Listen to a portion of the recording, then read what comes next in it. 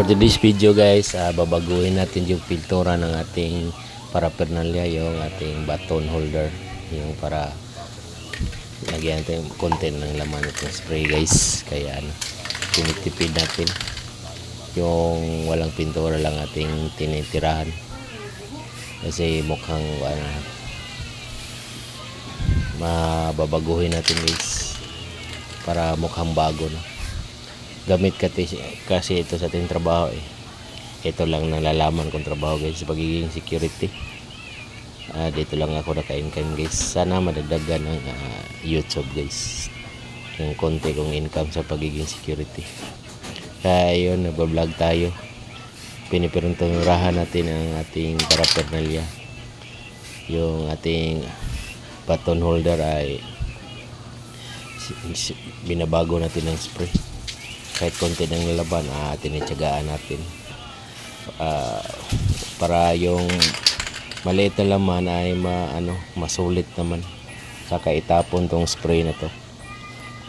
Pagkatapos natin sa baton holder guys, ito na rin yung ating stick, yung batuta, nightstick na metal nightstick pala, hindi pala baton, metal nightstick, yung padisiplina sa matigas ang ulo. Pero hindi naman natin sila babatuhin, panggulat lang natin siya guys.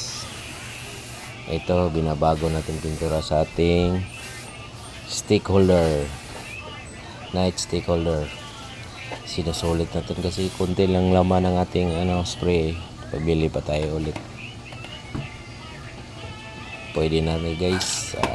Sa susunod natin, ito na ang ating lalagyan ng yung ating holster, yung arms holster natin. Pabaguhin natin ng konti, pero yung mga bitak-bitak lang, yung mga nawawala ng pintura ating titirahan kasi pakunti ng laban ito sinusulit lang natin yung laman. Yung tinitirahan natin yung nabitak-bitak yung mga pintura guys. At ito na, malapit nang matapos siya guys. Okay na, bumago ulit. Tapos ang ating sprayhan ay next natin sprayhan ay may pa tayo kasi tumatagas yung tubig sayang naman. Kaya iniupo na natin, saka tayo babalik sa ating pagbablog.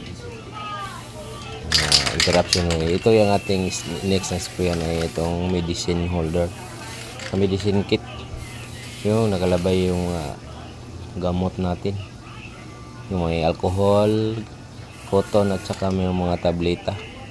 Dito natin ilalagay yung ating medicine kit holder. Ito na, natapos. Pinagtyagaan natin konting laman at nakatapos rin. Pagkatapos natin ay sprayhan, ito naman yung ating belt, yung mga bitak-bitak na pintura guys, para magmukhang bago ulit.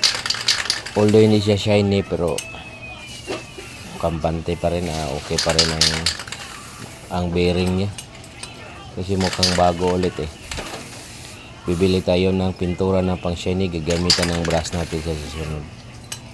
Ito lang muna tayo guys, pamukhaan natin bago yung mga nabitak-bitak lang na portion natin sprayan.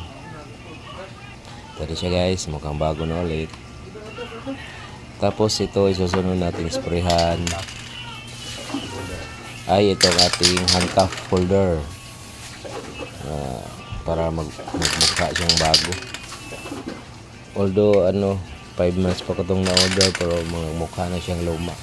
Sprayan natin ng konti para ma-impress naman ang ating client.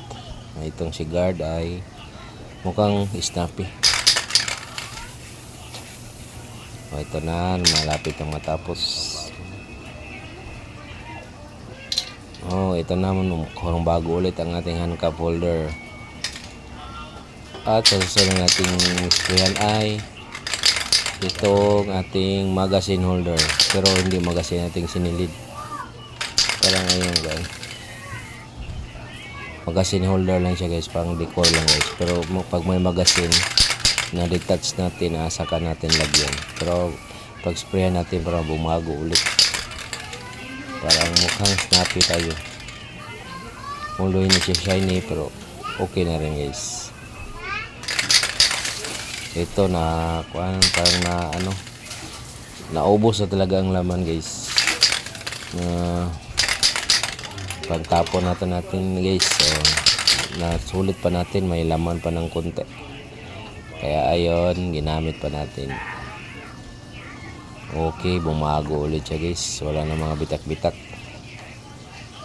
At sa susunod, ito bago to pero sprayhan na natin para